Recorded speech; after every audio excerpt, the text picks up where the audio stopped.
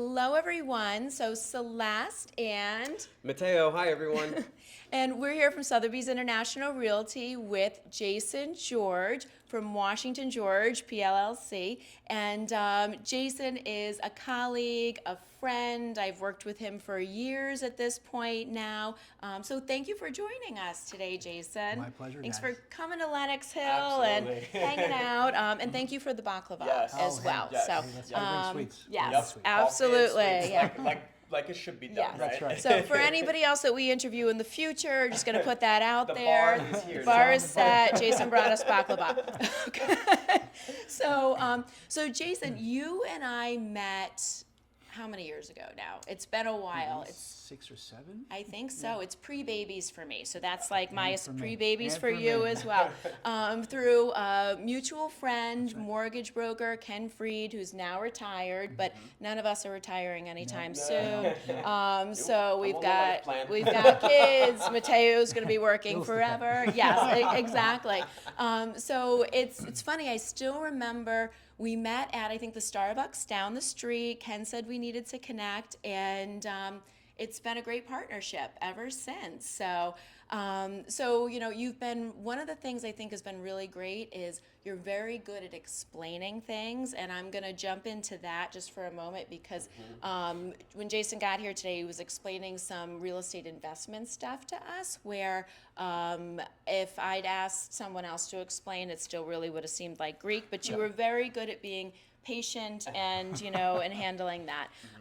So now tell us a little bit about your firm, your role at the firm, how long you've been doing real estate practice as well. Yeah, I've been practicing real estate since about 2011. Okay. I've been been a lawyer since 2007. Okay. My partner Corey Washington is the Washington and Washington Yes. George. Yep. We never called it George Washington. Okay. I get that all the time. I love it. Washington came before George. So Now that's how- somehow I'm going to use that. I'm going to say George Washington later. I picked that up right away. I'm like, I like this name, Washington George. Yep. Yeah, Yep. no, we've had calls all the way from Virginia and D.C. actually. Just Okay. saying, "Oh, you guys in D.C.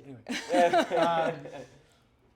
And I started practicing real estate law. I started out in corporate law, and I started doing real estate when I joined with Corey in about 2011. Okay. I primarily do real estate. I also do some business law. Corey does a lot of real estate as well, and he does work with trusts and estates as well. Okay. So that's what Yes. our firm does. I remember speaking with Corey briefly about like some personal business when we were having, and my father wasn't feeling well, and I appreciated him jumping on a call very quickly and everything too at that time. So, so that's good to know that you guys, you cover corporate law, you cover real estate law, and then because it really does tie in, the trusts and estate things can, be an important piece of, Absolutely. yeah. And then So- both sides too, on the buy side and on the sell side Yep. too. When you're taking clients, even as a buyer, Yeah. you kind of want them to know, how things can turn quick, right? If you have a couple people fighting over what could be the proceeds, Well, right? not only that, but Yeah. a lot of times new buyers, it's their first big investment, their first Yep. big asset, young parents, Yep. et cetera, or newly married couple, and they need to have a life plan. Yeah, literally, yeah, It absolutely. goes into We something. didn't do that until I was pregnant. And then all of a sudden I was like, oh, We better do this. damn, like we better, we better do this. We need to get our ducks in a row here. So definitely important for, like you said, new buyers, parents, anybody who's, just trying to make sure that you have everything structured well. And sometimes I think with, there's so many apps and online things out there, but at the end of the day, you need to talk to a person. Like you need to, in my view, you really need to connect with like You an do, attorney for yeah. the proper direction, like for your own personal situation. You're referring to what, Rocket Lawyer? Or Yeah. Or legal, Legal Zoom Zoom, yeah. or something like that. Yeah, I think the legal stuff is where you don't really want to mess with it. It's pretty Yeah. pretty important. Yep. And I just want to mention too that New York is an attorney state. So for those of you that might be watching from say outside of New York, where it's not an attorney state and brokers do the contracts and everything, here an attorney has to do the contract. Yep. So I know we didn't talk about this ahead of time, but do you want to kind of walk us through just that process a little bit? Like Sure, you get the sure, deal sheet sure, from us sure, and sure. then Absolutely, I do this all the time. Yeah. Go through this process. Sure. I guess we're talking primarily about co-ops and condos. Yes, right? In new the buyers. city. Yep. You're going to get, once we get the deal sheet from Celeste and Matteo, Yep. start working with the co-op and the condo, asking them for the documents, reviewing those documents. The seller's attorney will send over the contract, which I'll negotiate and add a rider to and add some amendments. At the same time that I'm working with the buyers to review all the documents, review the co-op information or condo information. We usually prepare a questionnaire that goes to the management company and have them answer questions about the building that isn't necessarily readily available in review of the documents. Sure. I like to also review the board minutes for the co-op or the condo to see if there's any jewels of information in there. Red Most flags. of the time it's Yeah. Mrs. Smith is complaining about Mr. Jones and Sure, yeah. that's it, and there's too much noise from the barking dog. But every Yeah. now and then you Yeah. get facade wall falling. Right. important. Sure. Yeah. Those are important things to know. Absolutely, and I think and each market is different. We we absolutely respect that. I am very active in New York. I happen to have a Jersey license, and I know I have noticed just the work that you do. I think that this is why we're so happy that you're here, is because I think that there's just a lack of awareness. Whereas it's a badge of honor in some other markets, which is great. That I'm your broker and I write the contract, and I'm thinking you do not want me to write your contract at all because and then on top of the work that you're doing, the info that you have access to about certain things about the building, that's a big service that you're bringing to clients. So I always bring that up from being from out of state when you're like, oh, New York that's the first thing I knew about New York real estate. It's a lawyer state, but then I realized the work that a lawyer does here, and it's just like I'm glad that I don't have that responsibility. Yeah, and I no, think it's me important too. that people know. Yeah, I would by no means feel comfortable writing a contract. So I'm happy that's in your hands. So now, in addition to that, and I'm just going to put out there as well that for anyone who's considering buying in the future, one of the things that we've done often, just as Matteo and I will have a conversation with you about your specs, about some of the financial preparations, even in advance. I know you've been great about talking to people about your part of the process in advance as well. So you know what to expect, and then come time, we like to be able to include an attorney's information in the offer. So having an attorney on hand, you know what you're going to be comfortable with, so we can tell that seller that you're able to move quickly is a really important piece of the equation too. It's important to talk to the attorney in advance. In so you know advance, what to do. yes. To not be scrambling to find an attorney when you get an accepted offer. Because the broker can still show until both parties sign that contract, right? That is true, and they could leverage your offer. And I'm going to jump in to, I know you speak a number of languages. You all know I barely speak English at this point, but Matteo and Jason have a good handle on languages here. So what languages do you speak, Jason? Well, look, so English I'm still finalizing right now. My wife is Brazilian, and so since we started dating, I promised her mother the first time I met her that the next time I saw her, I'd be speaking to her in Portuguese.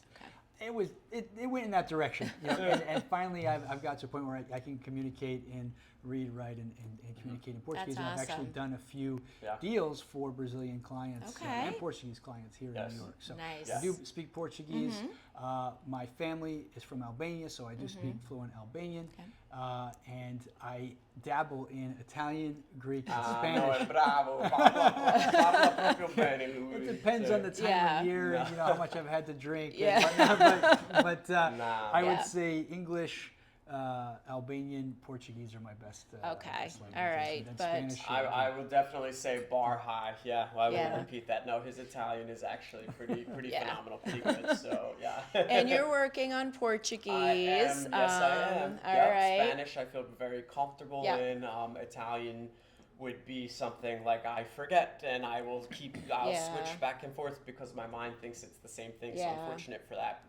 But you've led some meetings in Spanish for me, where Mateo's translated throughout the process. So and that was prior to him telling me he could really speak Spanish fluently. So it just happened. And I was like, where have have you been hiding this? Well, So, look, between yeah. Spanish, Portuguese, and Italian, it's like Yeah. just a little Yeah. jump. So Yeah. You know, I'm a perfectionist sometimes, believe it or not, these things. So I don't like if I feel that I'm speaking Spanish as an Italian person. So that's usually the comment that I get. I mean, it's a compliment, but like they'll say, Yeah. "Where in Italy are you from?" Like when I'm in Spain, I'm like, "I'm American," you know. Yeah. But yeah, it's. I mean, I think the question too is, can I do a deal in Yep. these languages for a client? Yep. I have done deals with Portuguese speaking Okay. clients. I have done deals with Spanish speaking clients. I have done deals with Albanian speaking clients. Yep. And I've done deals with many other people that don't speak whose language I don't speak. right. We find a way. Exactly, But yeah. that's an added benefit. I guess. Yeah, 'Cause all the absolutely. documents, everything, of course, is in English. So. Yeah. Right. Well, Yeah. and sometimes it's more of someone just feeling comfortable that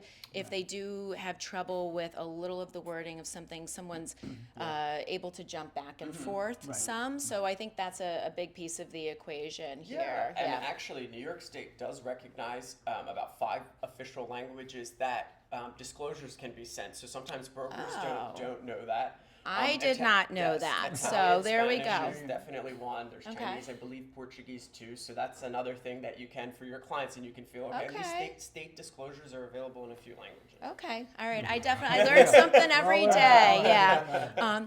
So I know you've been doing this for a while. We've all had some crazy real estate experiences over the years. What would you say is, like just one of the real estate experiences that pops into your mind that you're like, I can't believe this is happening right now? You know, that's a great question because it seems like a lot of what we do is there's a lot of repetition there in terms of buying units and whatnot, and a lot of what we as attorneys do and also real estate agents, and that's fine. That's our job. And I've done this long enough that I've done hundreds, maybe thousands of deals now, and I talk with clients and colleagues, and every now and then I have this like, I can't believe that this is happening. Like this is crazy.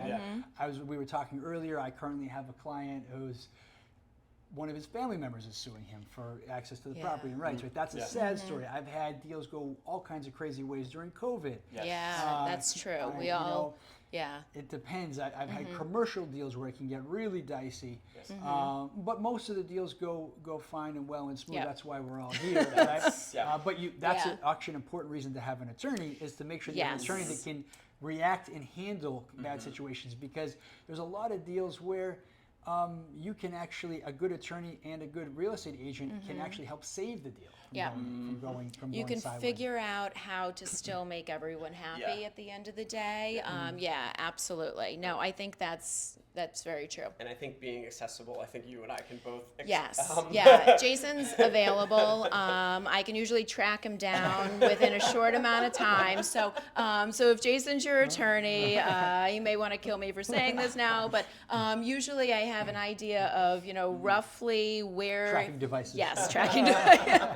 Little does he know we put one in his backpack on the way out of here.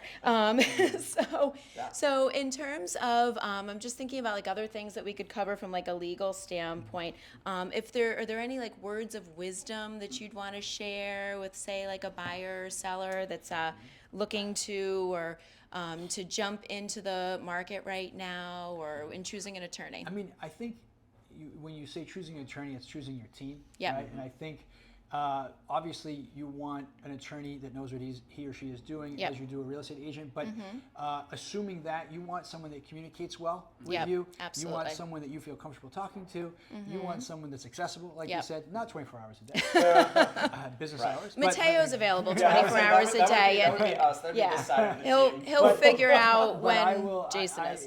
I try to be as accessible as possible Sure. to be able to answer people's questions. Yeah. And I think especially for people that are buying for the first time in the market, or even just people that are buying, their second or third place, you want somebody that can explain things to you and Yep. that you feel comfortable interacting with, doesn't make you feel silly or stupid. Yep. And who is going to be able to explain everything to you and get it done. Yeah, no, I agree. I think especially when it comes to like due diligence and everything, sometimes there's might be information that seems confusing, and you need to also be able to share with people, what is maybe also the norm in New Yes, York City, very good not point. outside New York City, Yep, because things are very different here Yep. than they are, from what I've gathered, in the rest of the country. Absolutely. So a little more Well, that's a complicated. great point, actually. I mean, the other thing is you want somebody that's not going to kill your deal. Yes. Right? You want someone that's Yeah. going to try to find a way to get the deal done Yeah. if it's a deal worth having, right? Yeah. Because there's a lot of times where an attorney, I say this a lot, attorneys can kill deals. Yeah, Right? yeah. And sometimes it's not for a very good reason. It's just because they're afraid to actually go out and say, hey, this is what's happening, and it happens not infrequently, Yeah, right? yeah. And I try to be the attorney that says, look, I don't never tell people you should do this deal. Sure. But I tell them that I don't see any major reason for them not to, assuming that they're okay with the price and Yep. all Right. the things. And they- whatever that the risk cost. assessment is, because Exactly, that's right. what a lot of it probably comes down to. Right. Most of the time, you may find out, whether or not a building needs to do some work soon, or maybe there's an assessment coming up, or. Right. And I always say it's the inside information, that backstory on assessments in general are not just bad. It depends on what it's for. it's for, And yeah. it depends on if their maintenance is increased in addition to an assessment. And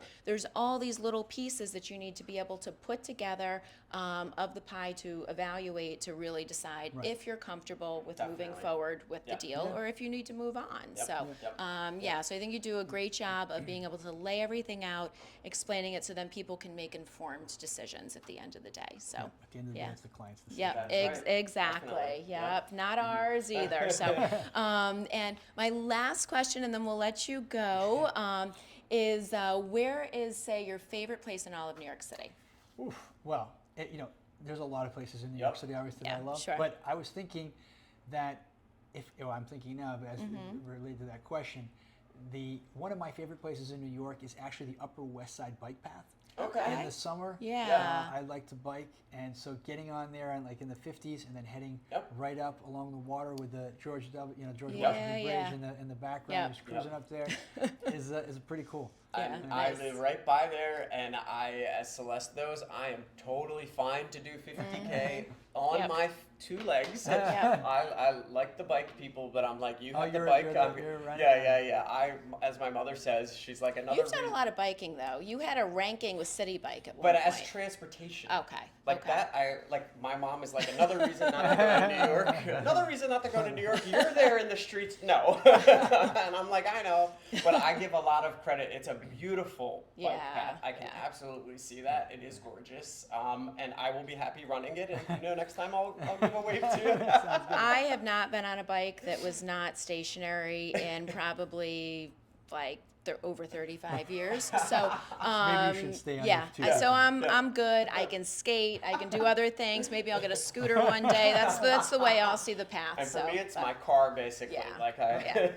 But no, but that's awesome. Yeah, that's a really nice Yeah. path. I do have Yeah. friends that who you worked with as well. I know Alex and Dennis have Dennis, of often course. done that that path is really along nice. there. Yeah, so awesome. Well, thank you for joining us today. Thanks for having me. Oh, My yeah. pleasure. My Absolutely. pleasure. Thank you for And, all your hard work with our Yes. clients Yep. over the years. Absolutely. And Yep. Pleasure always. yes, Right, so we pleasure. appreciate And it. We look forward to working Yes. with all of you at some point in the future. Absolutely. Definitely. So Jason George, Washington George, PLLC, not George Washington. And let us know if you'd like to connect, if you have questions on the legal side, want to understand the process better. We're happy to connect you with Jason. And yeah, we look forward to working with all of you in the near future, hopefully. All right. Take care. Bye, everyone. Bye.